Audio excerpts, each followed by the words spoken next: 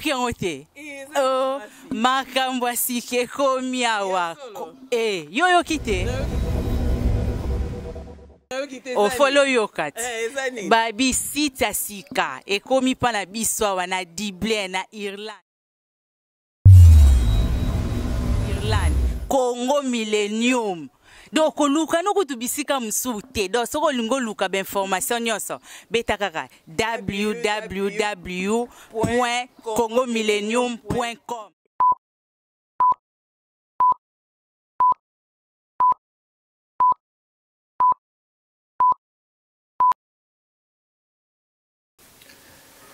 Bonjour, bonsoir très chers internautes. Ça dépend de l'endroit où vous êtes en train de nous suivre. Encore une fois, je reviens sur vos écrans pour vous présenter quelqu'un que peut-être que vous ne connaissez pas, que certains peut-être verront pour la première fois. Un compatriote congolais qui va se présenter lui-même. Bonjour monsieur. Bonjour. Comment allez-vous? Oui, je vais très bien.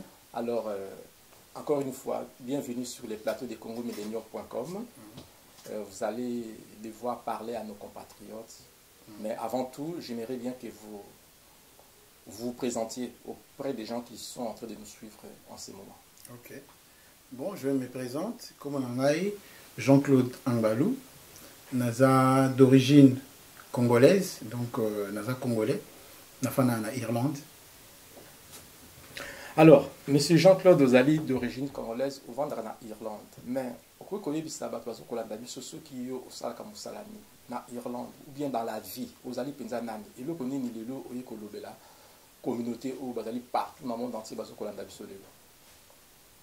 Bon, naza un professionnel, donc naza opérateur économique, naza indépendant, donc naza une entreprise yangamoko na domaine ya média, entre autres naza ko travaille dans le domaine ya graphisme, côté ya production vidéo et en plus de cela naza la formation professionnelle dans le domaine ya vidéo, la production, et cause à film, documentaire, et puis formation aussi professionnelle dans le cadre et développement personnel.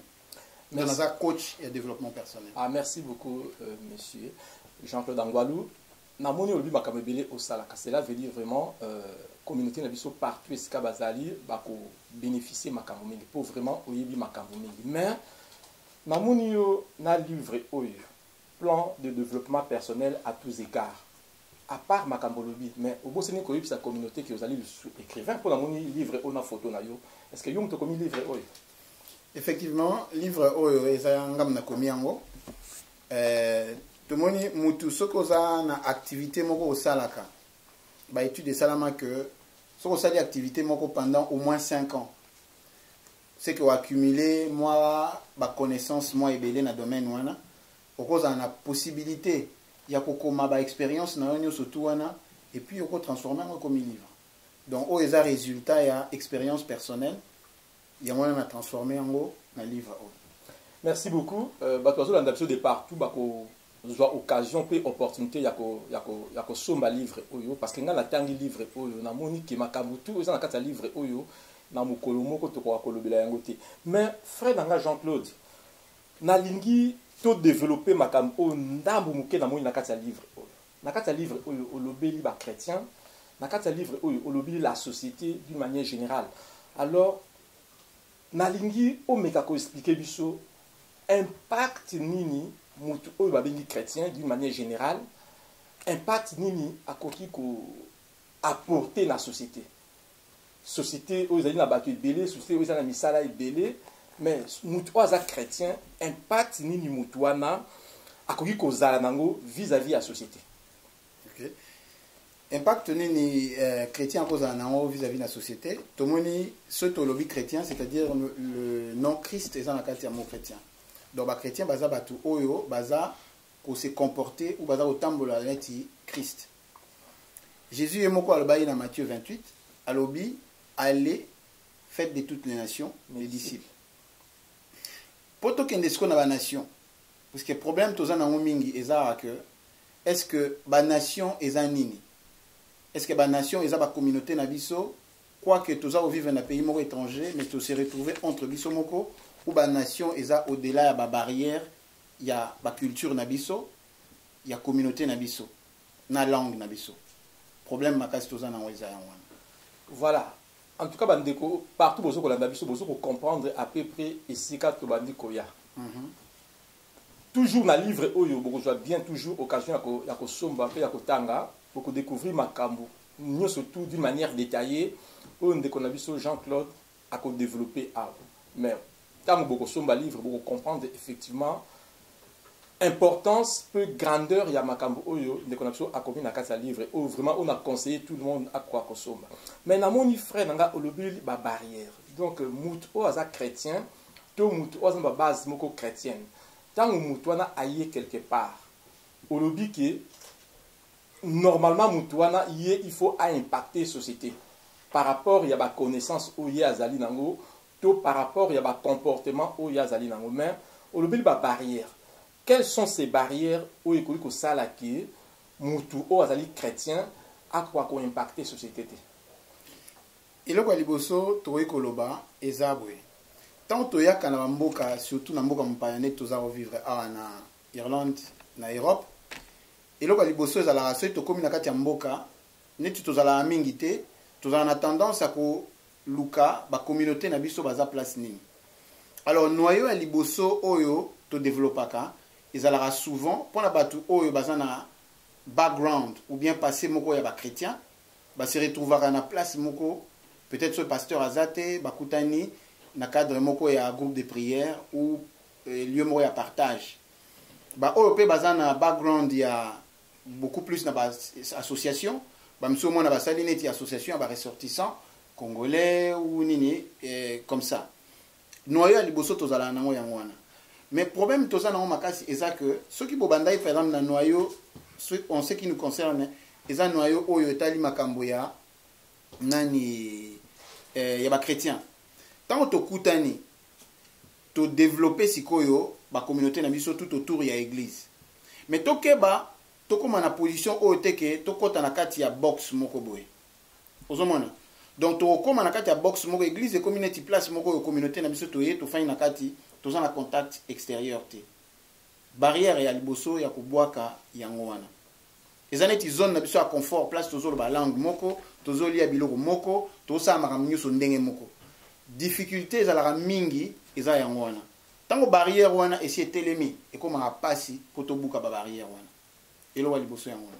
De l'autre biso ezali barrière. Effectivement, biso ba congolais en l'occurrence même ceux qui tozolo bela africain d'une manière générale ou bien chrétien d'une manière générale mais biso ba congolais biso to mibenga ka ba chrétien congolais à chaque fois to koma na milieu moko boye to mona ka ki to sali l'église na kati l'église na biso ya ke des congolais on a to benga ba ta communauté mususu ezaka moi passe déjà kutu biso to kana Irlande wa c'est très rare au monde à église ya ba congolais na irish be mundele na kati do eloko nini ça ka ndenge wala ke biso na communauté na biso bien que tu sois chrétien mais to ko benga ba ton sous pemeli na biso te na l'église na biso surtout eza problème moko eza simple tant to kei na kati ya bible to mona que tango ba chrétien ba les premiers chrétiens au bazaki ba disciples à Jésus tango ba zwaki Saint-Esprit ayaki manifestation liboso salamaki ba andai ko la langue belé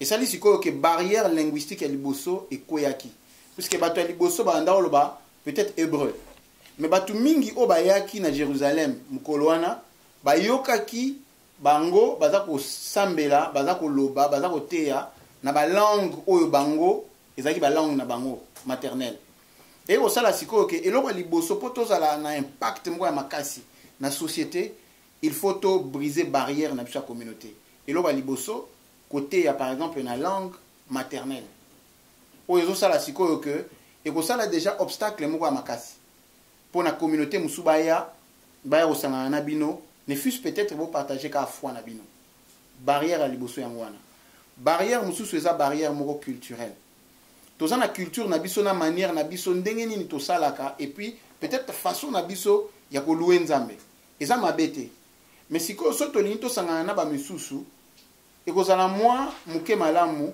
soki to modifier culture na biso wana to adapter yango pour mutu musu oya ko séjourner na biso azala à l'aise Troisième point, to briser barrière communautaire. Tous en a tendance que l'église n'a pas de saka mutu oyo aza mutu ya communauté na biso. To briser barrière on a to kende vers ba peuple mususu. Poto mema bango. Merci beaucoup frère Nangai Jean-Claude. Bande connexion bazali kolanda biso partout, bazali tuna kozwa quelque chose malé malembe. Na moni otangi trois barrières.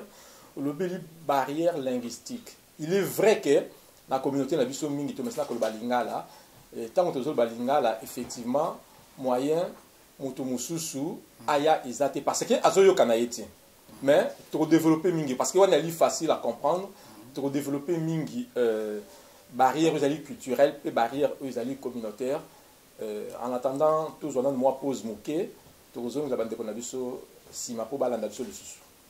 Merci.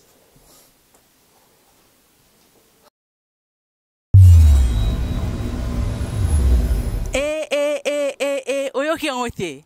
Oh, makambo asike komi awa. Yoyo kite. O follow yokat. Babi sita sika. Komi pa na biso awa na Dublin na Irlande. Congo Millennium. Donc luka no kutubisika msute do soko lingo luka ba information nyonso betakaka www.congomillennium.com. Merci beaucoup. Nandengi vous a toujours connecté sur www.congomillennium.com. Tout ça qui n'a déconnabiso Jean-Claude Angwalou. Alors frère Nabiso Bandé Koyipsabiso les trois barrières qui font que muto azali chrétien a impacté la société. Donc sur les trois barrières, la barrière linguistique, barrière culturelle et barrière communautaire. Alors frère Nabiso a développé dans le cadre de la barrière culturelle et le frère. Bon, na livre na publié c'est un plan de développement personnel à tous égards. Et puis comment bâtir un plan de développement personnel en trois dimensions: personnel, professionnel et spirituel. Na introduction que tant que comme en mboka souvent batu oyo tozana background moko ya ba chrétien to sangana mingi na ba groupe de prière tout autour ba église. Mais problème est ça sikoyo que ce to kutani tozana ko ba biso surtout langue moko, toza culture moko et puis toza communauté moko. Alors eloko oyo ko sala que to bima na barrière wana misatu isengaka to développer sikoyo dimension moko professionnelle. Alors pour to que na dimension moko professionnelle eloko liboso surtout communauté biso na pays anglophone na biso to ba francophone eloko liboso ça langue. La langue, ouais. Donc tant on a okende cours de langue na kuta na pe na bikolo mususu o ba ye wana toza koyekola na bango langue. Et tant on a ça pour apprendre langue. Tant musu na ba langue na oloba muke muke ayo sala nini yango tout ça nini ça bon na sala boye dimanche okenda na sambelaka. Oza na possibilité ya ko solola naye fois na yo na munoko asika. Ozomona o briser déjà barrière wana ke li solo wana oya yo na kondima na yo o partager wana mutu mususu o aza ekolo moko na yo te. Munoko asika o lo bi point moko background na ina expliquer bandi ko bazolanda biso ke background des amis base oyo mutu azwaki tanzaki na mboka pe aye na mboka oyo komi kovanda sikoyo mboka oyo yambi yo. En plus de ça, à part on a mon frère le but comme amino konasika après que ba tout pour confondre parce que dans l'église de ça parler en langue té. Ah voilà, faut bien préciser. On voit sika wana ezaneti anglais pour na biso ba tout voilà, on va na pays anglophone. Ceux en Allemagne eza ba tout ba lobaka allemand. On voit sika yango wana donc tokene na côté donc ceux qui mutu auti na mboka aye na mboka na to benga pays d'accueil. Donc vraiment il faut asala effort aye kola langue au bazul banamboka na parce que ceux qui aye bi langue wana et ko permettre ype à accéder dans le monde professionnel sur pe na cadre moko ya lilo bananzambe et ko permettre ype ameka ko aborder mutu azali ya origine mususu pour amemaye quatre église. Mais tozoki kana sika otouta yo lobake non Jésus est moko lobaki na Matthieu 28 abi bokende na mokili mobimba bokomisa bikolo bakoma ba disciple na ngai. Or, comment bikolo bako koma ba disciple na oso kozana contact na bikolo wana te. Contact na bikolo e kozala à travers ba langue. tant yo yebi koloba munoko oyo ya mboka wana ya batu oyo bokutani na wana mboka wana ata uti ekolo mususu yo ekolo mususu mais eloko eza kolie bino mibale eza langue oyo boyekoli ya sika okoki kopartage foi na yo na kati wana soki okei na monde professionnel na bien sur le plan développement personnel sur le plan aussi professionnel soki ozwi mosala eke na cadre ya mosala okozala na bacollègue ya misala mokolo moko soki oza kopartage foi na yo okomema mpe collègue no ya mosala wana na église na bino omoni place impact oyo ya vie chrétienne na yo oza nango esuki kaka na kati ya communauté te mais à cause ya babarrière yo ko ici kowende oyekola monoko ya mboka wana epermettre yo kutana na bato mosusu opartage na bango foi na yo ntango opartage na bango okoki komema bango mpe na place oyo oza ozomona entre autres eza biloko wana mosusu sikoyo soki oza na babase ya malamu en tant que chrétien ntango yo okei okutani na baninga mosusu bacollègue oyo baza peut-être na bikolo bauti baza na même foi neti yo te baza peut-être na vie ya bamasanga so ekomi neti ah bon lelo samedi tokokende tokende omela abia nga na bimaka te namelaka te ou peut-être nasalaka boye te mponi osalaka bongo te oexplike te nga nakendaka boye te puiske natambolaka boye puiske vie na ngai en tant que chrétien eza omoni okomi koexplike bango ntango mosusu bakomona ezaleli na yo na kati ya mosala bato mosusu bafingaka peut-être omoni manager aleki ye kuna kutu afingi ye likambo moko boye ya mabe toyebi te kofinga te omoni aza manager na biso omoni oza na babiloko moko oyo euti na religion na yo eza bavaleur oyo osalake oza koexcele na milieu ya mosala bato bamoni ke no etamboli na yo eza tellement malamu ke bakomi komituna mais ndenge tokosala tozala neti ye mais frère Angwalo vraiment ndenge toyaka no babase na biso est-ce que vraiment est-ce que ndenge nini okoki koyebaki babase oyo oyo nango uti nango na mboka oyo nango na mboka ya bato mosusu ke babase eza babase moko bien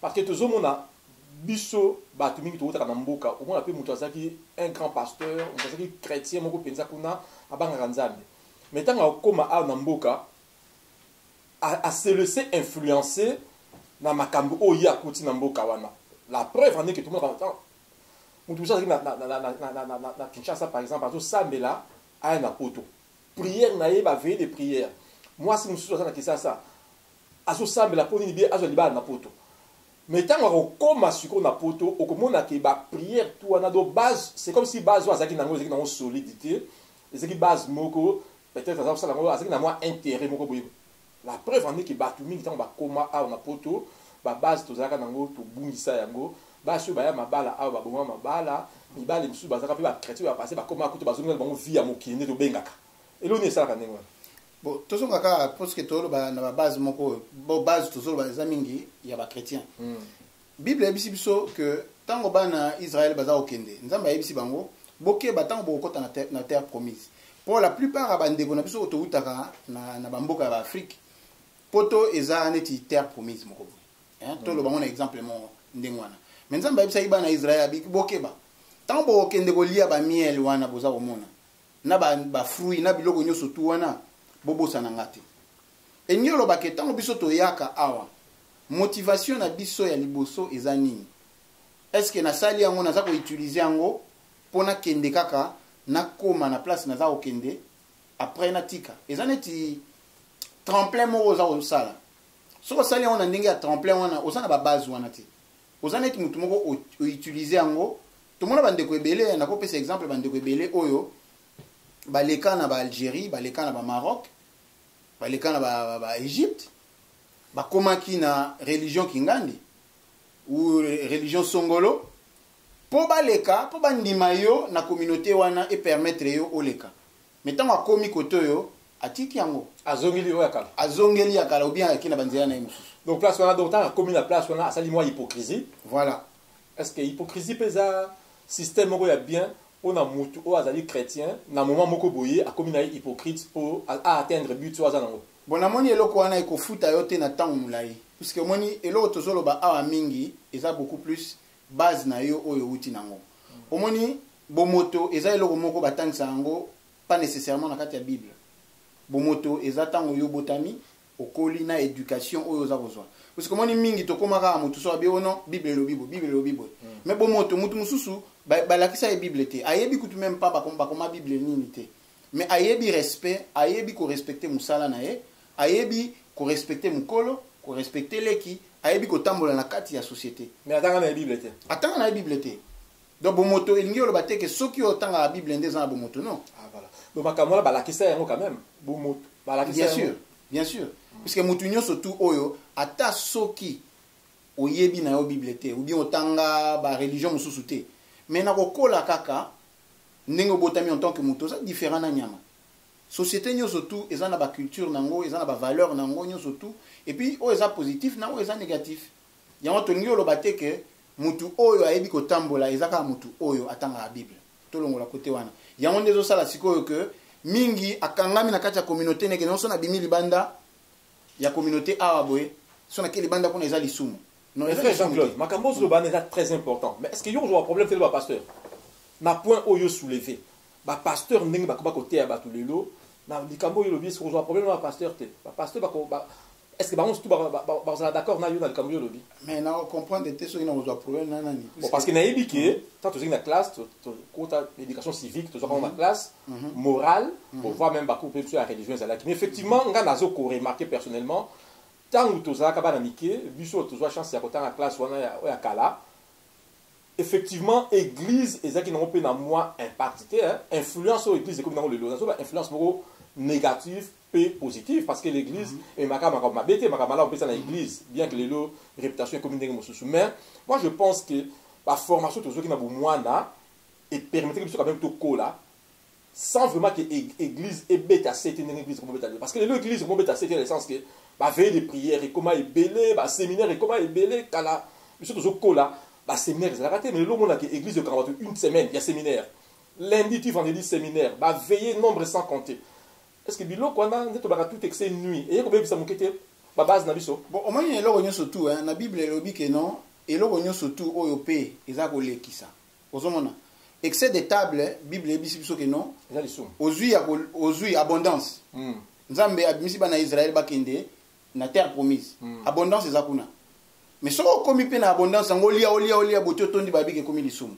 le lait et le miel wa ozomona et komi lisumu donc excès de table eza lisumu eza te ke puisque naza nango fona lia botière moko boye ko poser sous ba problème donc problème toza nango eza siko eza ke po toza na équilibre na mboka nde toza kotambola na mokili nyonso tout toza ko vivre eloko nyonso eza na tango na yango il y a un temps pour tout eza na tango oyo yo fo kende kokumisa nzambe na yo eza na tango oyo yo fo tala sikoyo ke il faut pena tanga nazwa mayele oyo ko permettre ngai na briser barrière oyo oli na fanda aka na communauté nanga mais ndenge na okende libanda ndenge na communiquer na bato ya libanda na eko la langue oyo eza awa par exemple ya anglais alors eloko wana ekoki kozala barrière te polo ba ke non pona kenda l'église ba terre nga ekoki non ba côté ayo lelo oyo ko banda apocalypse ozongi ti na genèse oui genèse ti apocalypse mais problème eza wana soko kei ba pesi yo exercice ya mathématique oko échouer pourquoi parce que otangi yango te oko koma jamais médecin soki otanga ka bible non il faut que ndo tanga médecine so ni koma mécanicien il faut que ndo tanga cours à mécanique alors tant autant mosu église na 1920 personnes bana basi o baza célibataire baza mingi te mais il faut que nous monde a peu place de chance nous a moqué alors frère Nangai Jean-Claude Angwalou est-ce que okoki ko pesa biso quelques exemples dans la Bible où ezali kolobela à peu près makambo to kosolola to lobeli ba base ya mutu waza na background moko boye to lobeli base où il peut permettre à impacter le monde autour na ye ou bien il faut faciliter pour accéder dans le monde moko nouveau le monde professionnel par exemple à partir de la base où yazanango ou bien pe mutu mususu dans la Bible oyo avec une base moko solidité base qui peut mélanger na hypocrisie tout le monde exemple pour ça qui ne comme ça ko ta na exemple na Congo avec na mboka moko ba ça la religion mususu religion chrétienté ou ça contraire na base ya zwaki ben inconvénient ni mutu mo akoza nango ou bien ba avantage ni mutu ou ça na background moko ya bien ba base moko ya bien pour permettre accéder avec succès dans le monde nouveau en tout cas n'habite surtout aux anatans mingi mais là c'est exemple moins simple tozwa na Bible toza na histoire ya Joseph oui Joseph ndeto yebi histoire na ye batekaki na ndeko na ye bazwaki ye akomaki esclave na Égypte tango bazwi ye akomi esclave epai ya nani ya Potiphar babi que tant a commis dans ndako Potiphar a se comporté tellement malamu abandai ko exceller tellement que Potiphar a payé avantage ti aiko koma même chef responsable babi que dans ndako Potiphar kaka ndi azali likolo na ina mwasi na. Donc elingi koloba que background na ou bien base o ya utai na ngwe pa na bango et permettra qui ayeba respect ya musala ayeba na discipline na kati ya musala et en plus de cela aza na respect et pas ya mwasi ya mokonzi na ye Potiphar Potiphar ayebisa qui est que likolo na yo zakanga y compris mwasi na ye du yo mutu oyo za na respect na ba base mo ya malamu na éducation ya malamu uti na ngwe pa na bino et jouer puisque tant que moi si na ya ko solliciter alors bitenga na ko bimana yote malgré cela tant kimi moi si afundi akoseli makambo babwaki na prison mais azalaki toujours na attitude moko ya malamu azalaki na ba valeur moko ya malamu na kati na yeke tant ko na kati ya prison ba tie le sous responsable ya ba prisonnier et puis si occasion que nous sololana ba prisonnier moko bazalaki bato bandai ko sala na pharaon et que a expliquer ndoto ya mutuana ayebisi ke ko bima mukolo tel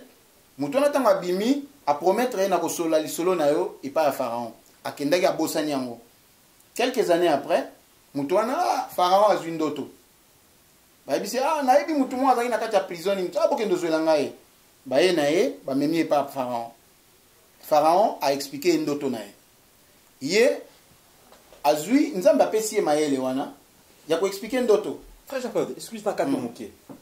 Tango Joseph azana ndako ya Potiphar. Tango moi ça Potiphar a commis ko séduire ye le quoi azaki ba base na ye peut-être base o ba la que non moi si ya motoko simba été moi si ya motoko simba été yango ça ki aboyaki akimaki likamwana akimaki mabe wana. C'est ça.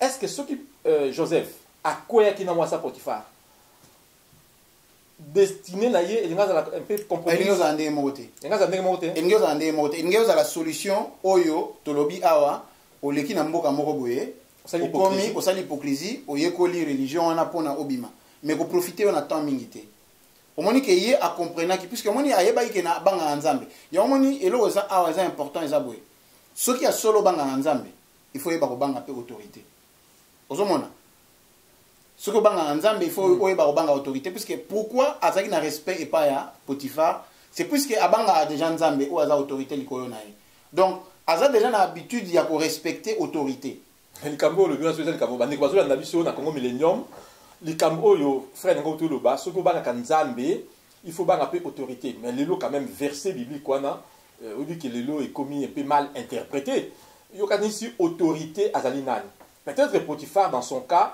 azalaki ko se comporter vraiment comme autorité à malamu mais les autres monde la battement nga autorité yemo déjà ko dans respecter batozana na scène été là il faut me expliquer bandi ko bana biso te la moni to kende on comment to zo vraiment thème wana to développer on ande mo malamu autorité azanani voilà mais na ka oya espèce to zaki nango awa Joseph nanda kwa Potiphar certainement à mon avis que Potiphar banda se comporter malamu et pas nae voilà d'où azaki na respect mingi pas nae ezaneti mwana muke so yo zana mwana muke oza ko respecter mwana muke te mwana pe respecter aussi ozomona ya wana est très important il faut toyeba comment to ko utiliser babiloko wana nani to ke isikoyo à cause ya background na ye na ba valeur wa zalaki nango tanga komi pa ya pharaon a expliqué ndoto na ye ayebisi nini alobi tala ndoto wana elingi koloba 7 ans oyo koya oyo ekozala 7 ans moko ya abondance biloko ekozala ebele après 7 ans wana tozana 7 ans moko ekozala ya récession crise économique ou récession et nous loba sikoyo que tant to comme na 2008 na mboko on a poto récession tango yaki c'est que premier ministre ya Irlande aye kotala bi mon papa yo bayebisinga ke yo ozana mayele ya kopesa biso solution na problème oyo aye akutani na pharaon a expliqué ya bibo tala tozana abondance Irlande tozali na boom économique période mo pendant au moins 10 ans avant 2008 c'est non ne tozana abondance na période oyo il faut toyeba neni to ko gérer po tozana ba réserve potango crise koya toyeba ndenge ni to ko palier na crise wana et puis tango siko to koma na période de crise il faut tozana na programme moko to ko sala comment to ko louer ba abondance tozala ki nango to gérer en période de crise po to souffrir te et c'est ce que nani Joseph asalaki et pas ya nani ya Pharaon.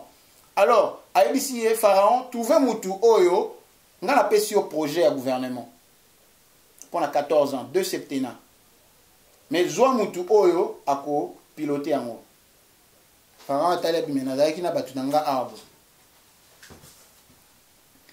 Pharaon atali abina zaki na batu nanga arbre namoni mutu mo apesi nga projet wana te alors yo oza mutu oyo na nommé yo pona o diriger yango omoni place mutu awuti na background na ye azalaki pressé te na suka na mwasi ya Potifar pona somba ou bien Jaguar ou bien na somba mutu kamona ke na ngote mais eba ikaza na vision ya musika problème ezape makasi et puis yango na moni livre OEP ezo parler sur ba objectif so za na objectif no ezali musika ezali kolo OK pe musika OK musika nzamba ABC Abraham habite tombola misu na yo tala place nyoso tu yo komona na kopesa yo elingi koloba ke vision na yo soki eza musika nzambe pe omema musika ozomona nakopesa moi exemple moko avant tokende napesaki exemple moko simple nakutana na mutu moko boye abike bango balanda opase butu momba baosambela mpo nzambe apesa bango lobi balanda oyeba eloko nini bakolia te alors so basambeli boti lobi na mwana mutu akoya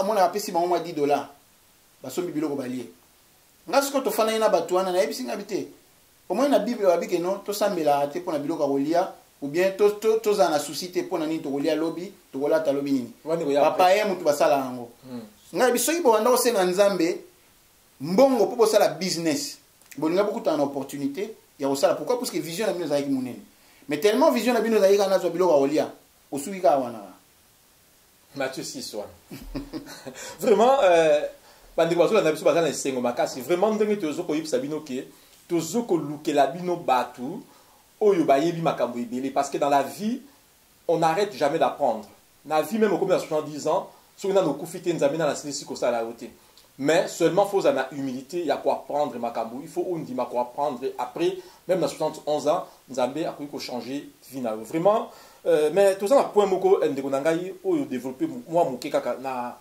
parmi la barrière otolobaki barrière communautaire otolobeli langue bandeko ba comprendre que tant okomi na mboka ya bato linga oyeba langue ya mboka na po efungolelo ba porte ebele tolobeli tout ce qui est culturel après na suki ezali tout ce qui est communautaire okokoloba un petit peu moke kaka dans ce qui concerne la communauté. Donc net tokomi na suka to zwaka mwa moke kaka. Oui. Na pesa exemple mo ya moke. Olingi osala eloko moko boye. Donc toza na kati ya communauté ezana tu toza biso na kati ya bol moko boye. Parce que ça fait pas na sala conférence moko dernièrement na Irlande comment découvrir ba talent caché na yo. Problème est ça c'est que toza na kati ya communauté yo au sentir que ozana eloko moko plus okoki ko apporter au-delà ya ndenge bukanisa na kati ya communauté. Mais na lingala baloba toujours que non biloko wana ezalaka te na communauté na biso biloko wana esimbaka te. Au moins langage mo tozala na ndenge wana. Yo na nyango ya yo kanti ke yo ya na makambo sika awa ezala na ndenge wana awa ezala bongo mutu asala eloko moko ndenge mutu musu asala ezate. Donc c'est limité. Bo c'est limité. Barrière communautaire wana. Voilà. Pourquoi parce que communauté na biso toloba ezala bongo et kozala ka bongo. Mais mukolo yo bima na kati ya communauté. Mais le classique. OK. Pour avec non seulement la communauté OK tu vas te casser le cou mais tant OK yo komi kuna te makambo bien ça tant yo yebi makambo oya oyebisa bango côté to banga pamba to kinde mamba bien ça côté. Merci beaucoup. Bandeko vraiment ngala za ko sepela j'espère que vous allez ya ko sepela donc ndeko na biso ndenge ayeli biso lelo alobi biso to yeba ko briser ba barrière vous allez ko tia frein na développement na biso.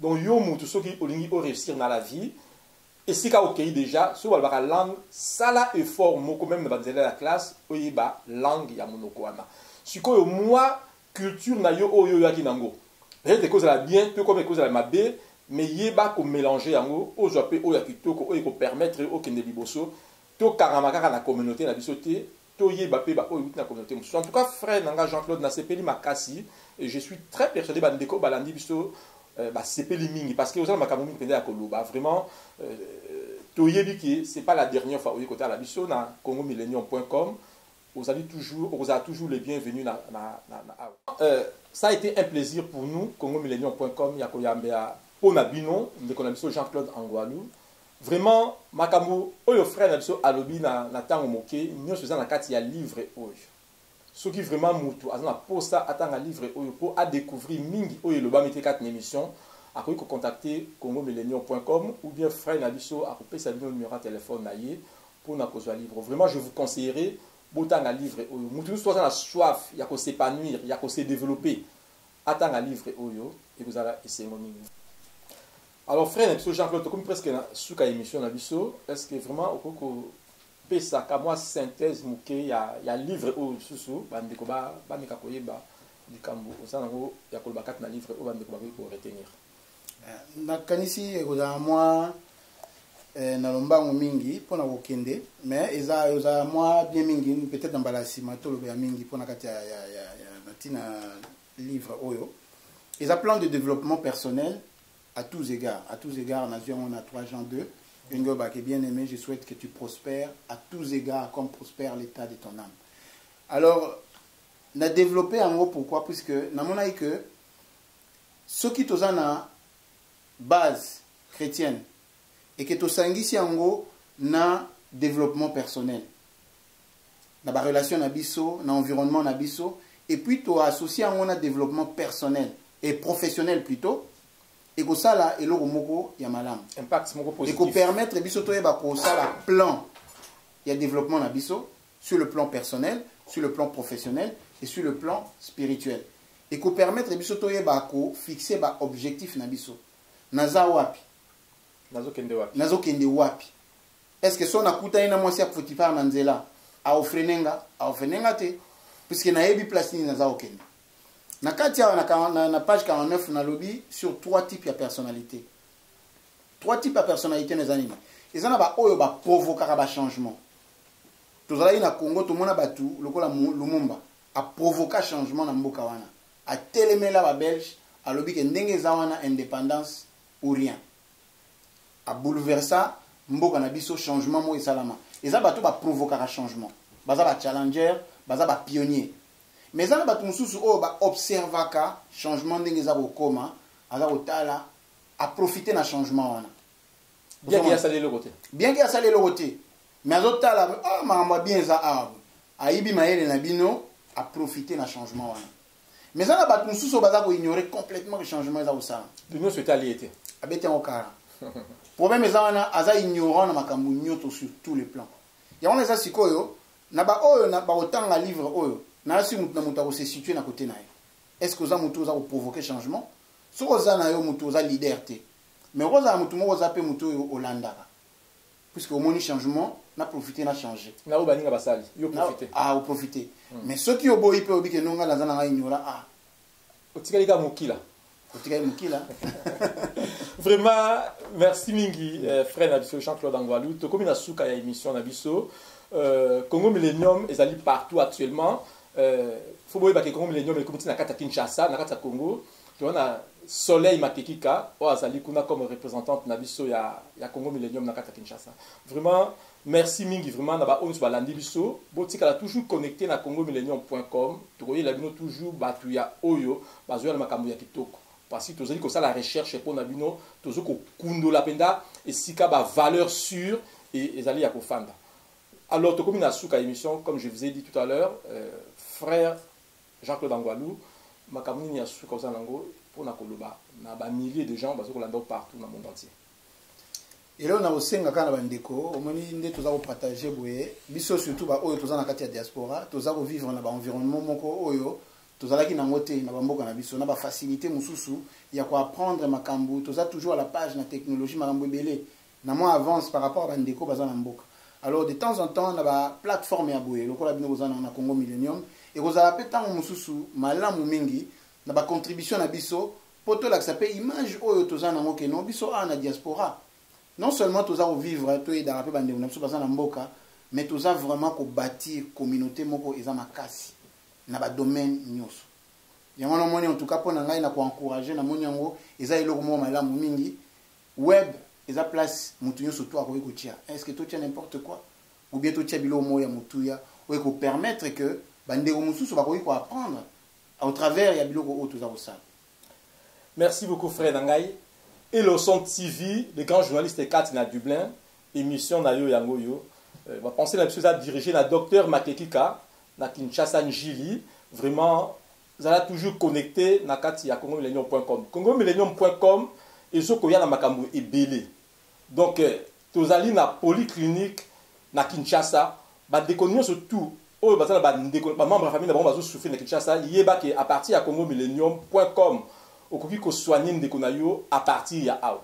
Donc to kosenga na bino boza la connecter toujours pe boyi ba ko contacter biso à chaque fois que besoin ba membre de famille na bino bazo ko bela na kati ya Congo biso to zali wana pona bino pe pona ko satisfaire bino. Dodo Lulendo, Francisco Lulendo na kati ya Crey Congo Millennium azali ko penser na bino azo ko luklebino toujours makambo kitoko. Clarisse moi si à mettre Motumba na Lausanne, moi si à Pembe, zala toujours branché kati na Congo Millennium. Vraiment ça a été un plaisir pour nous. Il y a comme nos frères Jean-Claude Angwalou, Nanios a même Lino Lelo. Tout comme la émission Nabiso, toutes nos pensées sont dirigées vers Mama Acha Angwalou, na 4 na minutes. Merci beaucoup pour la cadre qui toko au PSA Kibiso Lelo. Mama Jolie Dibendi, na Ataï, ma caniste Nabiso Tali Pa Nayo, Mama Ritz Bamba, Tobo Saniyote. Nous allons remercier l'équipe technique Nabiso surtout. Dès qu'on a vu sur l'équipe Dibendi, Oya Simbaki Caméra. Grâce à l'émission Oyo, ils allaient salema, puis Congo Millennium, ils allaient coexister. Alors, tout ça, on a pensé na webmaster na biso Ross Dibendi, Oyo, yépe azali toujours na carte na machine, puis assistance ya Euclid Vanga, Oyo azali na biso elongo. Vraiment, vous avez toujours branché na www.congomillennium.com pour na beaucoup na batu, pour na ba valeur pe ba principe ya kitoko pour na développement na biso. Merci beaucoup, bye bye. Oezali sutango ya kolela pona ekolote tolelipe mingi oyo komi tango ya kotelema kolata kanda esantu kopamela ya kopamela kopapa ya kopapa kokata ya kokata kobelela moto na nzambe kitapona kosikisa misala ya satana moto itisa moto yaya ezekisa misala ya satana na mboka moto itisa moto yaya ezekisa misala ya satana na mboka loboko na yawe ezali ya kosembola mpo ekolo epambolama mpe ekongo obambo na nkembo na yawe sembola loboko tomona nguya na yoe kasi na ekolo na biso osala ya minene utayo bandala bato kokokisi nini mpona mboka topeli na pasi ya etan pour tout yaka tobandela elongo na yo yaka mokonzi yaka tobandela motongo ekolo elongo na yo